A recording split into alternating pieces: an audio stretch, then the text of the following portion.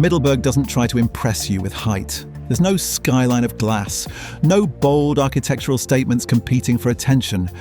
Instead, it draws you inward, into narrow alleys, across quiet squares, along canals that reflect centuries of ambition.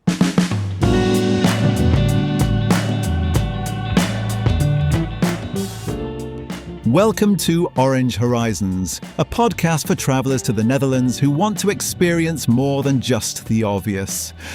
In this episode, we're in Middelburg, the capital of Zeeland, a city that once stood just behind Amsterdam in power and wealth, a city shaped by trade, tides and time. At first glance, Middelburg feels intimate, almost modest, but that calm surface hides something bigger. Because during the Dutch era, this was one of the most important cities in the Republic.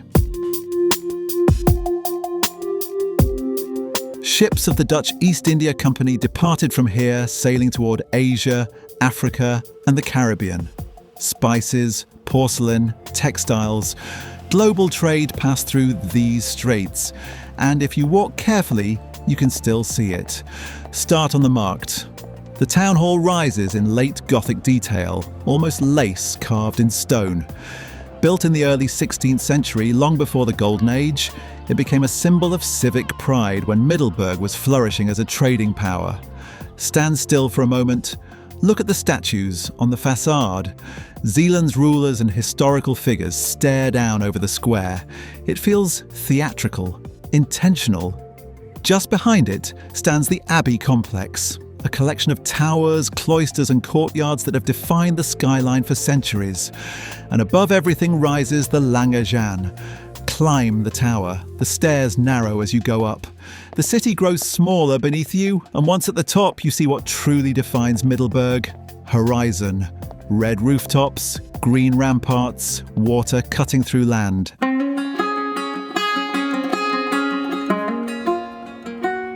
Head, for example, toward the canals.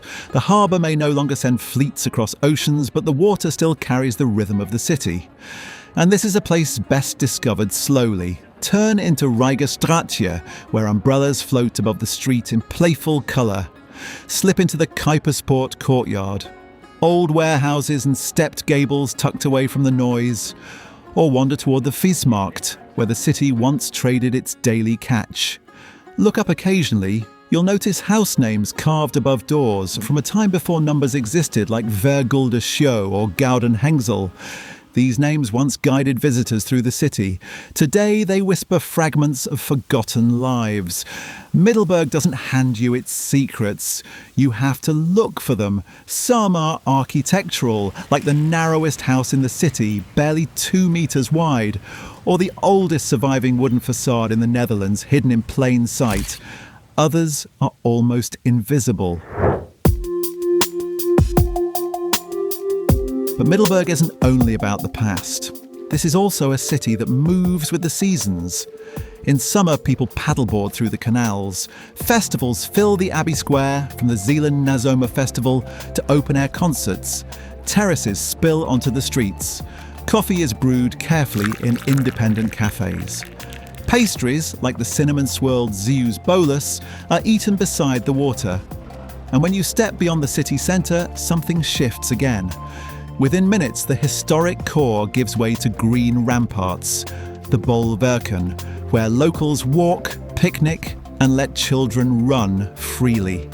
Continue further, and you reach estates like Ter Hooge, with its castle reflected in still water.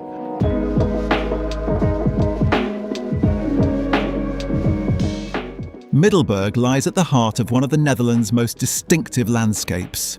Nearby is the Oosterschelde National Park, where salt and fresh water meet, where seals rest on sandbanks and birds move with the tides.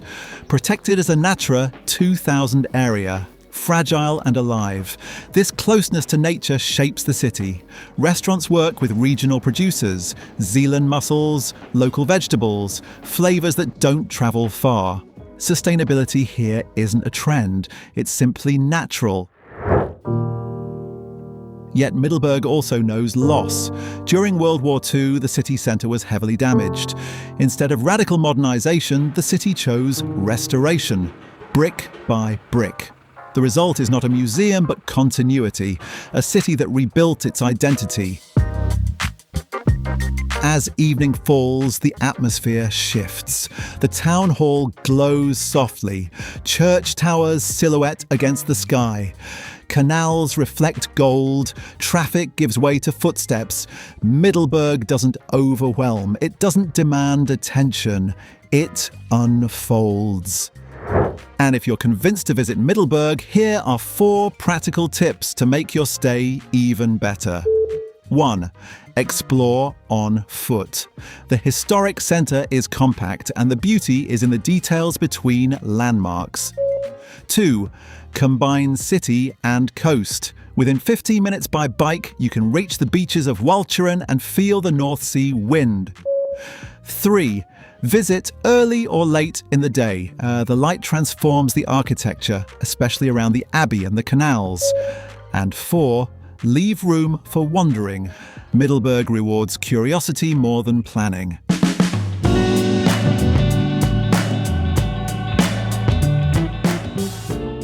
Next time on Orange Horizons, we'll explore another side of the Netherlands, the beauty of spring. Curious to discover more? Head over to holland.com for more tips and stories. And don't forget to subscribe to Orange Horizons and leave a 5-star review if you enjoyed this episode. This episode was produced by Break the Wire Concepts, with visual design by Le Bureau de l'Eau, research by Evie Musters, and editorial direction from Elmar Riekers and Ger de Gram. And while the voice you heard is AI, the team behind this episode definitely appreciates a glowing spring sun. Thanks for listening, and see you on the next episode of Orange Horizons.